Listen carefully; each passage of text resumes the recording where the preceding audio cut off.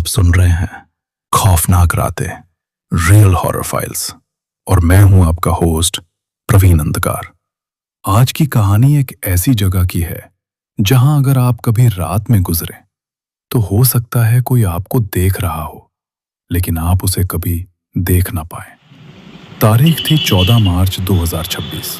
समय रात के करीब 8:47।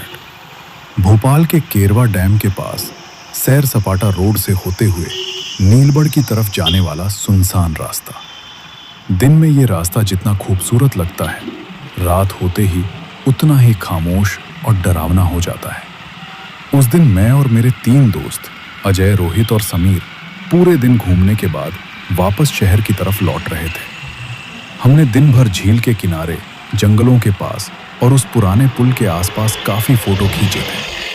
सब कुछ बिल्कुल सामान्य था, लेकिन हमें नहीं पता था कि हमारी कैमरा गैलरी में सिर्फ तस्वीरें नहीं, कुछ और भी कैद हो चुका है। रास्ते में हमें एक छोटी सी चाय की टपरी दिखी। टीन की छत, एक पीली बल्ब की रोशनी और आसपास घना अंधेरा। वहां एक आदमी चाय बना रहा था।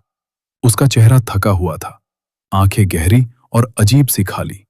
हमने सोचा थोड़ी देर रुककर चाय पी लेते हैं। जैसे ही हम बैठे, समीर ने धीरे से कहा, भाई, ये जगह कुछ अजीब नहीं लग रही? मैंने हंसते हुए कहा, डरपोक मत बन, बस जंगल है। लेकिन तभी अजय ने चुपचाप अपने फोन की स्क्रीन हमें दिखाई। उसने कुछ देर पहले ली गई एक फोटो खोली।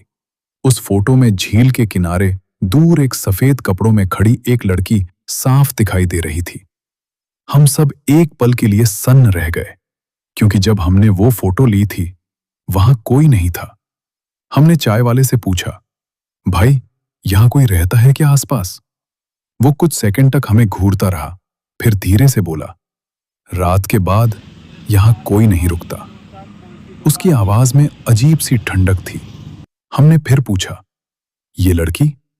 उसने तुरंत नजरें फेर ली और कहा, आप लोग चाय खत्म करो और निकल जाओ। अब माहौल थोड़ा भारी हो चुका था। तभी पीछे बैठे एक बूढ़े आदमी ने बात शुरू की। उसका नाम था हरिराम। उसने कहा, तुम लोग नए हो यहां, इसलिए नहीं जानते। ये रास्ता पहले भी कई बार लोगों को निगल चुका है। हमने हंसने की कोशिश की, लेकिन उसकी आंखों में मजाक नहीं था।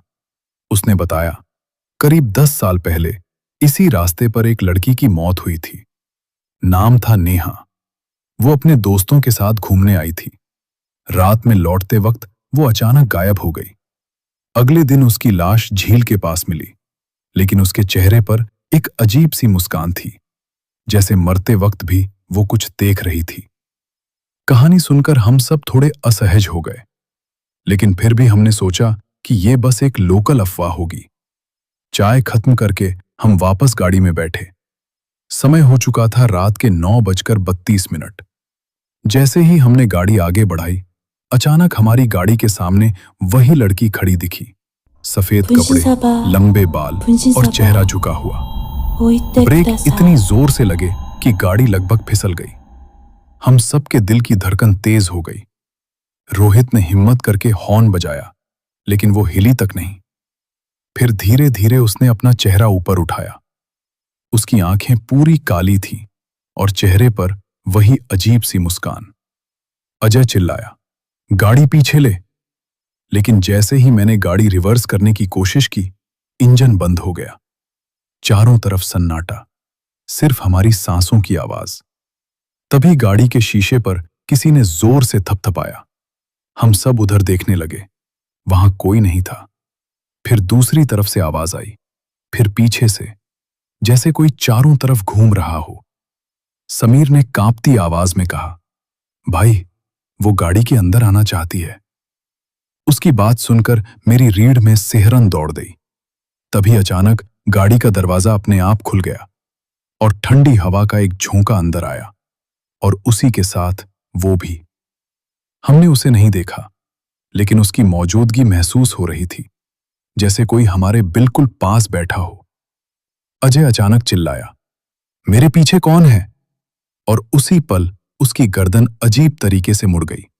उसकी आंखें फैल गईं और वो वहीं बेहोश हो गया। अब हम 3 बचे थे, लेकिन डर ने हमें पूरी तरह जकड़ लिया था। मैंने किसी तरह गाड़ी स्टार्ट करने की कोशिश की और इस बार इंजन चालू हो गया। मैंने बिना पीछे देखे गाड़ी तेज दौड़ा दी। करीब 10 मिनट बाद हम शहर के पास पहुंचे, लेकिन जब हमने पीछे मुड़कर देखा तो अजय सीट पर नहीं था। हम सबके होश उड़ गए। गाड़ी रोकी, चारों तरफ देखा, लेकिन वो कहीं नहीं था, जैसे वो कभी हमारे साथ था ही नहीं। अगले दिन हमने पुलिस में रिपोर्ट की, लेकिन कोई सुराग नहीं मिला। हमने उस जगह पर जाकर भी देखा, लेकिन वहां कुछ नहीं था, सिर्फ वही टपरी और वही चाय वाला। जब हमने उससे पूछा हमारा दोस्त कहाँ है, तो उसने धीरे से कहा, जिसे वो बुला लेती है वो वापस नहीं आता। उस दिन के बाद हमने कभी उस रास्ते की तरफ नहीं देखा। लेकिन कहानी यहां खत्म नहीं होती। कुछ दिनों बाद जब मैंने अपने फोन की गैलरी देखी तो उसमें एक नई फोटो थी जो मैंने कभी नहीं ली थी। उस फोटो में हम तीनों खड़े थे और हमारे पीछे अजय खड़ा था, लेकिन उसकी आंखें भी पूरी काली थीं और उसके चेहरे पर वही मुस्कान।